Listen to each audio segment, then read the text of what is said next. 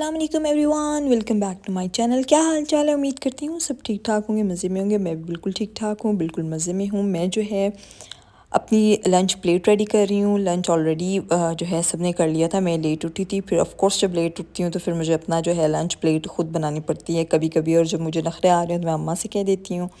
लेकिन एक आज मैं अच्छी लड़की बनी हुई थी, तो मैंने ख़ुद अपनी प्लेट जो है वो बना रही थी और सब कुछ अपना ख़ुद कर रही हूँ।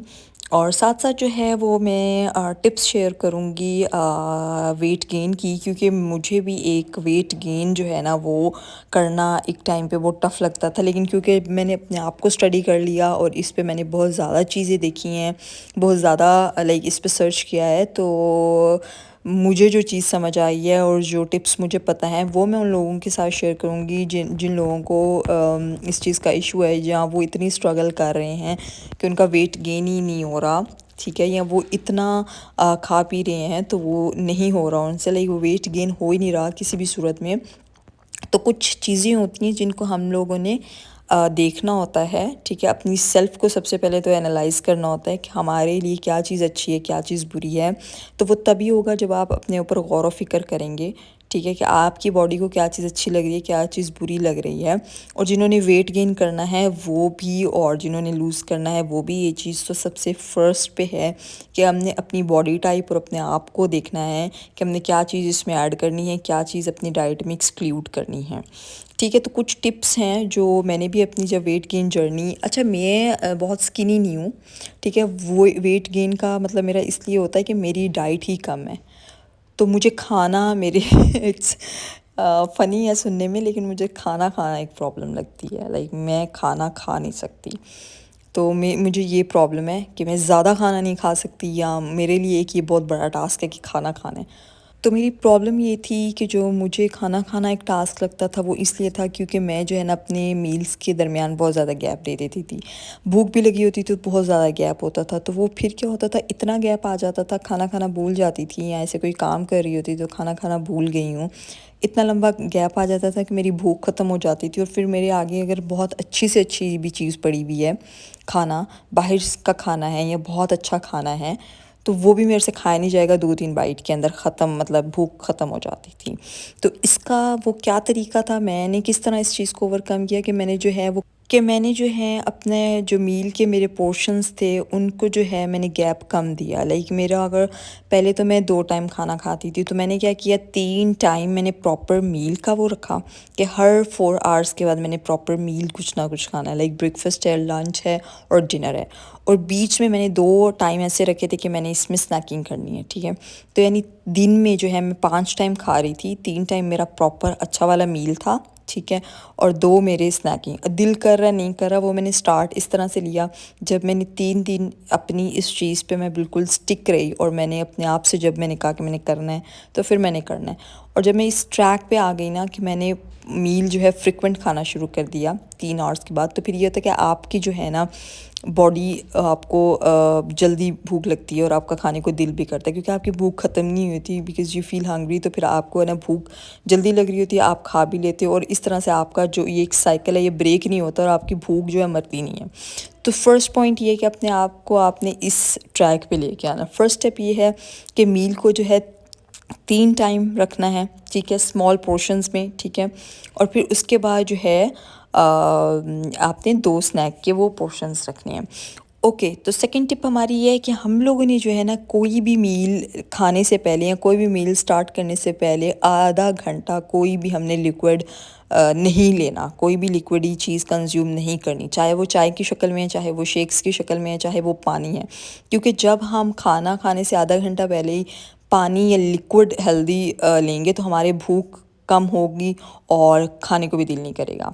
लेकिन लिक्विड ही चीज़ें, अगर चाय शाय, पानी, शेक्स हैं, स्नैक्स हैं, स्लश है, कोई भी एक्स्ट्रा चीज़ है, वो स्नैक के पोर्शन में ऐड कर दें उसको।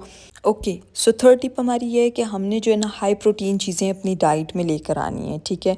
वो फिर एग्स की शक्ल में है, नट्स की शक्ल में है, दूध की शक्ल में है, मीट की शक्ल में है, ठीक है।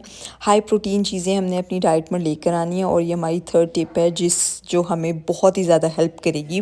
फोर्थ टिप ये है कि भाई हमने अपने हर मील के बाद ग्लास ऑफ मिल्क जो है वो लेना ही लेना है, ठीक है। जैसे हमने अपना प्लेट में खाना ख़त्म किया है तो हमने क्या करना है, फ़ौरन 10 मिनट के बाद या 5 मिनट के बाद हमने क्या करना है, दूध को थोड़ा सा नीम गर्म हो, बिल्कुल ठंडा दूध ना हो, नीम गर्म दूध हो, वो पूरा ग्लास दूध का हम लोगों ने लेना है हर मील के बाद, ब्रेकफास्ट के बाद भी, लंच के बाद भी और डिनर के बाद भी। तो जो लोग चाय के बहुत ज़्यादा हैं और जो चाय को तो वैसे स्किप कर दें, लेकिन ये है ना कुछ लोगों की इतनी आदत होती है वो नहीं कर सकते, फिर आपने चाय को जो है वो शाम की जो स्नैकिंग का टाइम होता है असर की, ठीक है, जो कि ना डिनर और ना लंच का होता है, तो बीच का टाइम होता है जिस टाइम आप स्नैक करें, तो उस टाइम में हम चाय को डाल देते हैं।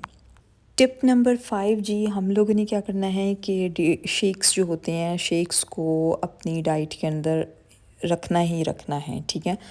डेट्स शेक हो गए, नट्स शेक हो गए, टोटली आपकी अपनी चॉइस पे है। डेट्स भी बहुत ही ज़्यादा हेल्दी होती हैं और ये वेट गेन करने में बहुत ही हेल्प करती हैं। नट्स भी इटसेल्फ हाई प्रोटीन होते हैं और ये भी वेट गेन करने में बहुत ही मदद करते हैं, और साथ होता है दूध। तो ये तीनों चीज़ें ऐसी हैं कि जिन्होंने वेट गेन करना है वो ये अपनी डाइट में रखते ही रखते हैं और ये बहुत ही ज़्यादा हेल्प करते हैं, बहुत ही ज़्यादा। दूध का तो मैंने खुद एक्सपेरिमेंट लगाया, मैं 3-3 4-4 ग्लास दिन में दूध पीती थी और उसकी वजह से मेरा वेट गेन हुआ है। मैं शेक्स भी पीती थी, ठीक है, नट्स वाले भी, डेट्स दोनों मिक्स करके पीती थी, तो मेरा इस चीज़ से भी जो है वेट गेन हुआ है। टिप नंबर 6 है जी कि हम लोगों ने जो है ना एक गुड स्लीप लेनी है। जितने घंटे आप सोते हैं, कुछ लोग 6 घंटे सोते हैं, 8 घंटे सोते हैं, 9 घंटे सोते हैं, और मुझ जैसे लोग जो हैं 12-12 13-13 घंटे सोते हैं। तो उन्होंने क्या करना है कि अपनी नींद जो है ना वो पूरी अच्छे से पूरी करनी है। और वो क्योंकि हमारी जो नींद है ना वो हमारी मसल्स ग्रोथ के लिए बहुत इंपॉर्टेंट होती है।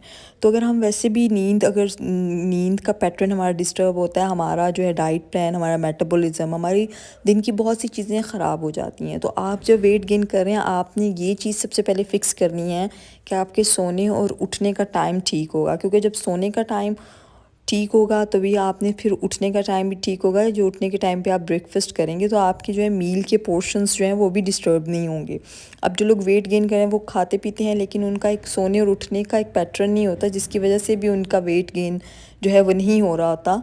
तो इसमें यह है कि अगर आप अपना स्लीप पैटर्न ठीक रखेंगे तो आपका जो है ना जो दिन के जो आपने पोर्शंस लेने हैं, दिन की आपकी जो खाने पीने की रूटीन होगी और दिन में ही जो आपका डाइजेशन का प्रोसेस होगा, वो सारी चीज़ें जो हैं वो डिस्टर्ब नहीं होंगी।